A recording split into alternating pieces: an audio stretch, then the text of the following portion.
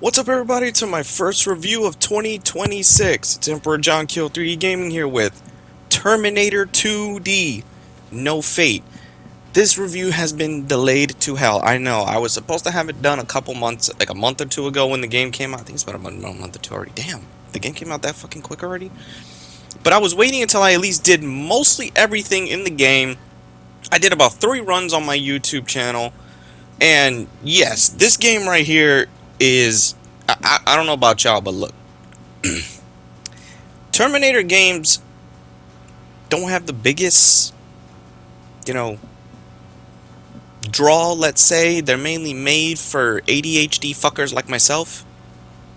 So, at least personally, the most favorite games for me is at least Terminator 3 The Redemption, Dawn of Fate, and Terminator Resistance that I play yearly, which I might do at some point again, because of inspired by this game, and of course the DLC.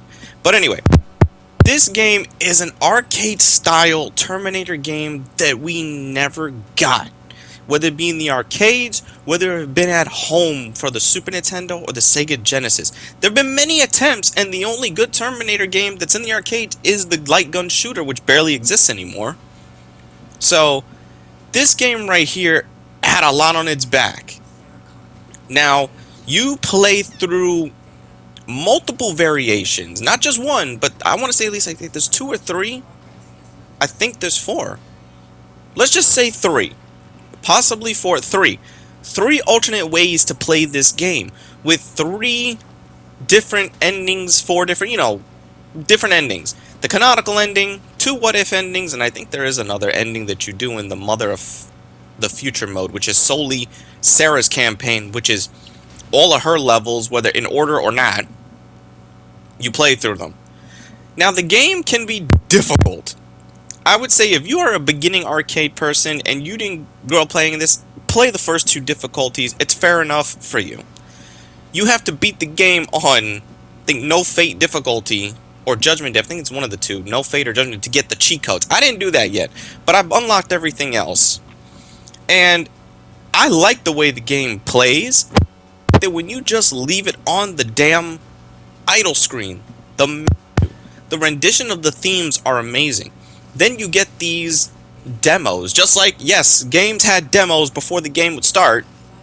That existed at one point in time. Lord knows, I never see those anymore. You get an idea of how every character plays. And this game doesn't really just stick to one style of play. There are multiple styles of play in this game, depending who you're playing as, depending which moments. Like, I think this game really should be almost the definitive story of Terminator 2, because it tells you what happened to Sarah before T1, how she got locked up in that asylum, what she did blowing up that factory, how she was already training John prior to this. The difficulty that you're going to really come up against is the bike mission and the highway mission, which, unless you figure out that these little warning signals were telling you ahead of time, maybe, you know what, fuck it, I am retarded, I'll admit that. I didn't get it the first time, it took me a couple tries. Then when you figure it out, when you figure out everything, and you play it multiple times, which I did, you learn the ins and outs of this game. And by ins and outs is, when you see that T-1000 at any point in the game, by instinct, you're going to know to avoid his ass, because he's a one-hit kill. You don't even really fight him as a boss battle in the final stage. You blast at him. The only issue I have with that level is John is AI, and that level is fucking butt-fuck stupid, because he will run ahead and he'll get stabbed. It's like you got to stay a few inches in front of that boy. Like, damn, future leader of the resistance, my ass. Anyway, the way the game is structured, it's very similar to those highway scenes, like those shots of the road that you just see the lights of the car and you see the street just going by. That's how it tells the story during intermittent sections where you hear, Sarah's perspective and what's going on. And personally, the what if scenario I like is if Sarah stays around in the future with John, because if you play the game canonically, Sarah's not there, which plays to the fact that she might have died. But then if you play these what-if scenarios, one scenario actually has John Connor die.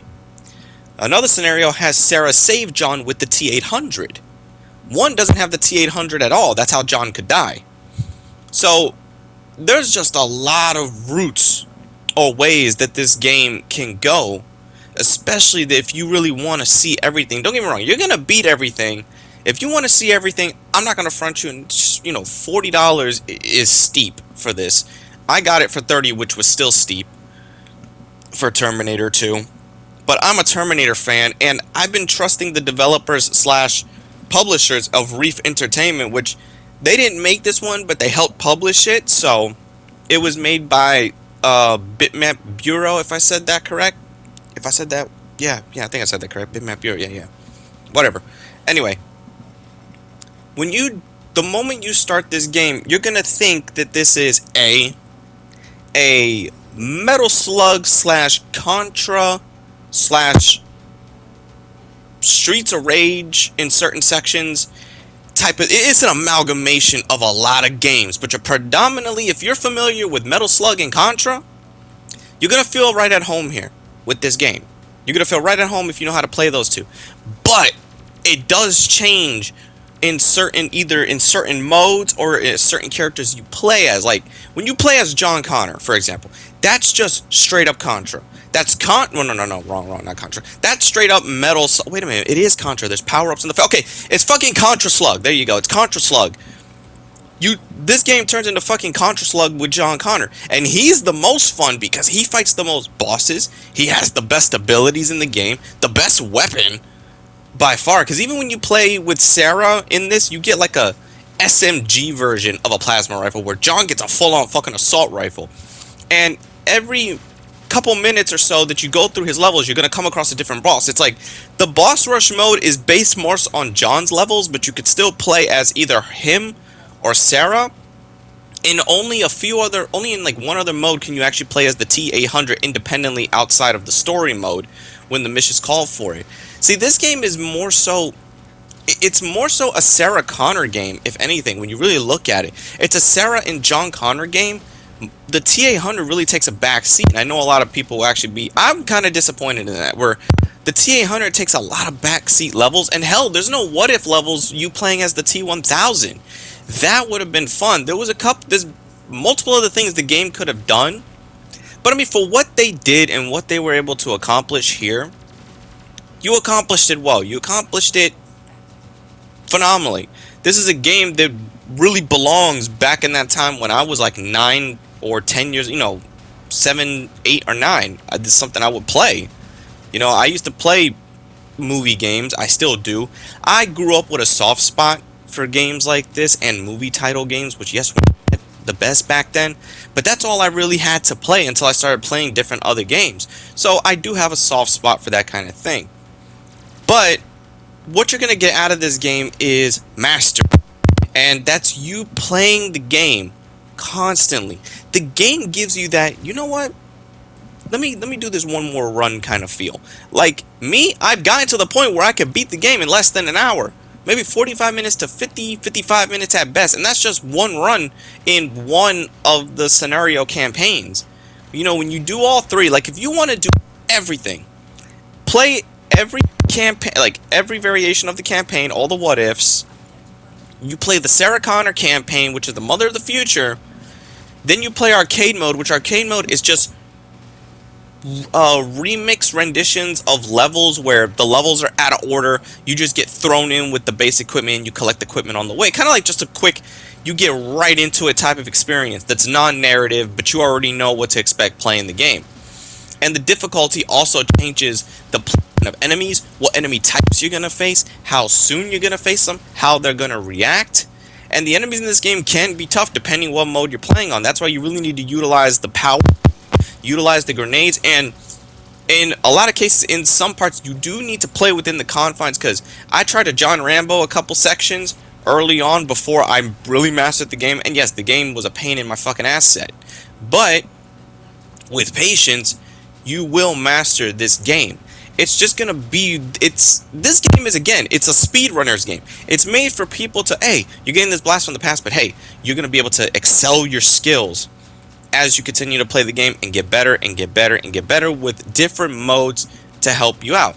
like training mode. It's just you're going through the campaign, but you don't need no continues. You'll respawn and you'll be able to just play it again continuously. The difficulties depend how many lives you get, and that's also like you need to go and search through the levels. Then you play this mode called Infinite Mode, where you play. This is the only other mode where you can play as the T-800, and it's just basic fucking shoot people. You can play as Sarah, John, and the T-800. It's a night. Modes like this, of course, existed in games like that, but I never just grew fond of going back and forth in one. Like, if there was different levels with the enemies themed to those levels instead of just them being amalgamation, I think I would have liked it more. Like, if you play endless mode in the future, you fight nothing but the Terminators. If you fight levels in the past, and I wish they would alternate it from the shooting to the beat 'em up section, because there's only one beat 'em up section, and that's at the bar. But that's one of my favorite levels of the game, and it's over like that. You get to go in as the T-800, butt-ass fucking naked, beat the shit out of people to the same music that was playing in the movie. Then, if you want to hear Bad to the Bone, punch a bitch into the damn jukebox. Or punch it yourself, either punch somebody or throw somebody. Every time I get to that level, I get fucking excited. I get to punch the shit out of somebody. It feels good punching the shit out of somebody as a T-800. And also, this would have been the perfect mode to let you at least play as the T-1000. If you're not going to have what-if modes with the T-1000 in the story mode, make a separate mode or add him to the endless mode. Yes, it would look weird if he's, you play as him through the campaign and then you're suddenly doing the stuff for the good guys. But make a what-if campaign where you're hunting them down, and you actually do defeat all of them at the same time. You do end up killing and winning.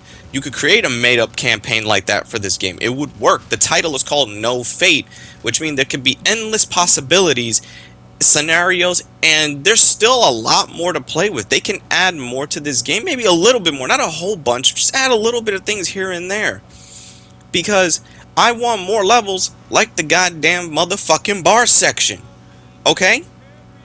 I wanted a beat 'em up, to be honest with you. I like the shooter parts. Don't get me wrong. I like the shooter parts of this game. I do. I really fucking do. But this level, I like to beat the shit out of people. It feels good to beat the shit out of somebody. Whether it be in a 2D game, a 3D game, whatever fucking D game, I want to punch the shit out of somebody. And there's not many games where I get to punch people as a butt-ass fucking T-800. So, maybe they could extend the level a little longer, or at least add later beat 'em up sections where you can just swap between your gun and your fucking hands. Could you did that? Could you? No? Just this one level? Alright, that's fine. I'll take it this one level. But what's funny is, in this level, the boss is the dude that he takes the shades from in the movie, who just shoots the gun in the air. And the enemy types are based on those 3 bikers that you see in there. The one of them that stabs him, one hits him with a Pule Q, and the one who put the cigar in his chest, which every time I laugh, I get to the level because you get to fucking bitch smack his ass into the goddamn oven. That shit is fucking hysterical. And then the angry bartender just shows up and you beat his ass. Now, there's also stealth, which is one level too. It's like they do. This is what I'm saying. They have so many gameplay types that they could have also made levels for. And I get that they wanted to be strictly to the movie, but that's also a detriment. Where, like I said, look at what these guys did with Terminator Resistance. It feels new, but it's in a world we know, and we're experiencing it in a way that we're familiar, but we're finally getting that fulfilling Terminator experience. But this also does do that, but it gives you a lot of those quick moment high. There you go. You get that initial high when you play that level for the first time. Now, get me wrong. When you don't know what you're doing, you're going to fail the level. You're going to play it a couple times. But then afterwards, once you really know what you're doing, the levels are a breeze. The first time I played the Pascadero State level freaking hospital, dodging the T-800, I got fucked up maybe 1 or twice because this motherfucker makes you clench your asshole. You can also choose to beat up the guards or stealth knock the guards, but you also got to be careful for cameras. And if cameras go off, or if the guards shoot at you, that will also alert the T-1000 to your presence.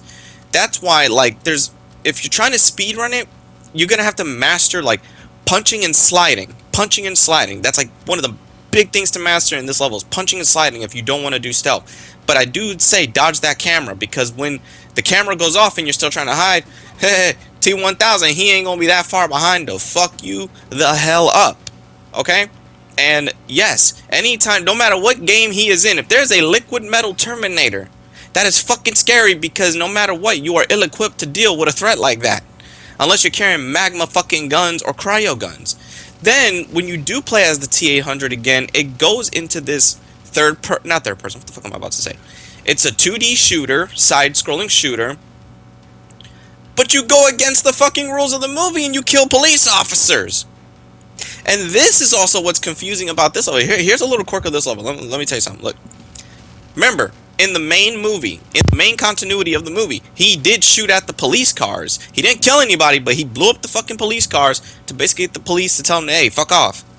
But in this one, you can only do that level in the what-if scenarios. That confuses the shit out of me, because I'm like, wait a minute, why are these in the what-if scenarios? I mean, we don't know what he did when he took off, because remember, he was upstairs with them on the 4th floor, and he went down to the 2nd floor to shoot up at the police. So I'm wondering, did he get into a fight with cops on the way down? Because that's the only way this level makes sense, where he's just going around shooting these motherfuckers who look like 2D sprite Leon Kennedys. I mean, damn. But yeah, that's a jarring part, that you can only play that part where you shoot at the police cars and not shoot at the police if you want a perfect score and a better reward. You just shoot at the police cars in the what-if scenarios. It's not in the main part of the game, which is weird. You know, I mean, don't get me wrong, I still like the level, but it's like, what sounds like like criticism and dislikes, it's like I understand them. Obviously I don't like them, but they're nitpicks. They're not really taking away from the game's experience. They're personal nitpicks of mine. Like, this whole part of the level right here shouldn't even been a bonus scene. This should have been part of the main game itself. I don't want to play 2 what-if campaigns to play it, because that feels jarring, because this happened within the continuity of the motherfucking movie. Anyway, then in another mode, Boss Rush, where you play as Sarah or John. If you want to instantly breeze through this mode, you play as John Connor. John Connor has the better power-ups. He's got the better fucking plasma rifle. His grenades are fucking stronger. And he has more health. And his damage is pretty fucking solid even before he gets power-ups. So John Connor is an absolute fucking unit. And that's where him and his mom had both equal. The one who got, like I said, got underdeveloped or undershafted basically mainly was the T-800. But John and Sarah do have a fair amount of levels. They do. And it still ends with you doing a fucking siege on the Skynet HQ. Just like I got the same rush and the same high from Terminator Resistance, where you attack the fucking TDE defense system, whatever, the fucking defense grid. I got that same experience here, except it makes it seem like John Connor, this game makes John Connor a motherfucking unit, because it makes it seem like he did all that by himself. His men were probably just fighting the war in other areas, and he's like, give me this fucking plasma caster, give me this green cap and some grenades, and I'm gonna go in there and I'm gonna blow Skynet up. I want more games with this version of John Connor from this 2D game, because this motherfucker got balls of motherfucking titanium, or whatever the hell the T-800s are made out of. I don't know the fucking metal. They're made out of some kind of fucking metals or whatever that are not in our existence. Well, probably are in existence. I don't know. Whatever metal these fucking guys are made of, that the T-800s and all that are made of, that's the same fucking metal he's made out of. Because he'll go in and say, fuck it to the U with these weapons. You understand me? The only time you ever played a game where John Connor was actually badass, but he was only in the cutscenes doing badass stuff, was Terminator Dawn of Fate. You know what? You know what? Fuck that. Controversial take here. I'm throwing Terminator Resistance, the game, in here, and that version of John Connor, because he would go out his way just to save 3 people in a future that looked more impossible than the original timeline's futures. Yeah, I said it. That version of, like, the other fucking versions of Judgment Day kind of look like a cakewalk compared to the Salvation version of that universe. But this boss rush mode is fun nonetheless, because it acclimates you to fighting how they fight in the campaign. In the campaign, the difficulty will determine also what kind of weapons they throw at you, or if there's any environmental hazards outside of the enemy's attack pattern, or it just determines when the enemy is going to do its specific attack patterns. So everything in this game is really tied to the difficulty. How you're going to experience the behavior of the enemies is tied to the game's core difficulties itself. I haven't experienced the hardest one. I've experienced the third difficulty setting, like in my downtime. And I'm trying to get practice in before I even attempt to take on fucking no fate mode so I can unlock the cheat codes. But look, this game is made for people that grew up in this time where you would expect this kind of game to be made. Now, back then, games did cost, you know, now that you think about it, games back then did cost $30 or $40. You know, Super Nintendo games, Sega Genesis games, N64 games, Game Boy Color games. Back then, when games were just $30 to $40, then PS2 was $40 to $50. Damn, I noticed the scale of $10 to $20 every generation. Shit. Damn. Fucking revelation right there. That just hit me. I would say, my best advice is when you do play this game, though, you practice this mode to prepare for this in the campaign. There's a part in the What If campaign. Actually, there's two. This happens in both What If campaigns, where either you or Sarah, like John Connor or Sarah, has to take on 2 T-800s with gats and mini enemies that they could throw at you. These two are my hardest challenge of any boss in the game. I could deal with every boss with relative ease, but here, these two get on my motherfucking nerves. These two make me clench my asshole after Taco Bell. You understand me? T-800s in video games, I don't know what is it. A Terminator game could suck, but a T-800 is going to scare the fuck out of you because it is programmed in the game to kill you in multiple thousands of fucking ways, like it is programmed to kill you in the fucking movies in multiple thousands of motherfucking ways. So yes, T-800s in video games are scary as fuck. Now, Terminator No Fate, is this game for you? If you're a Terminator fan, it's absolutely for you. If you're a 80s to 90s fan, this is absolutely for you. Speedrunners, this is absolutely for you. Classic game collectors or people that just like these old style games over new games, it's for you. Hard to sell to the people that this is not made for. I would say wait for a price drop if you're not a hardcore fan. You know, $30 to $40 is steep to the normal consumer, but to a fan, no, it's not really much of a sacrifice at all. But No Fate, still, it's a fun game. I play it constantly whenever I'm like, you know what, let me just do a quick, boom, freshen up my skills. Let me just go through and do a quick run. It's great streaming material because you could just play it multiple times, running in the background, while you're chatting with your crew, chatting with your friends, chatting with your chat, you know. The game serves its purpose, and it looks beautiful. The graphics are, it's pixelated art style. It's beautiful. You know, I just really wish if they're not gonna take that many risks like they did with Terminator Resistance and RoboCop Rogue City, make other licensed like 80s action heroes that you don't feel could work in those big AA budget, AAA budget styles. Make it in this style. You can do it, you could please the fan base, and you can make improvements further. You know who could benefit from this kind of game? The Die Hard trilogy, or the Die Hard series as a whole. Make an Indiana Jones game like this. There's many different licenses. Hell, fucking make a Rambo game like this. Redeem yourselves after that shitty Rambo game, your first attempt at an 80s action hero, Reef Entertainment. You could redeem yourselves if you make a Rambo game like this. Anyway, all I gotta say is, I enjoyed the game. If you've played the game, did you enjoy the game?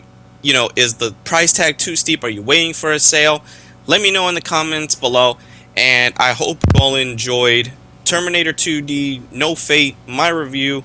Be sure to like, subscribe, favorite. I'll see you on the next video and the next live stream. Take care.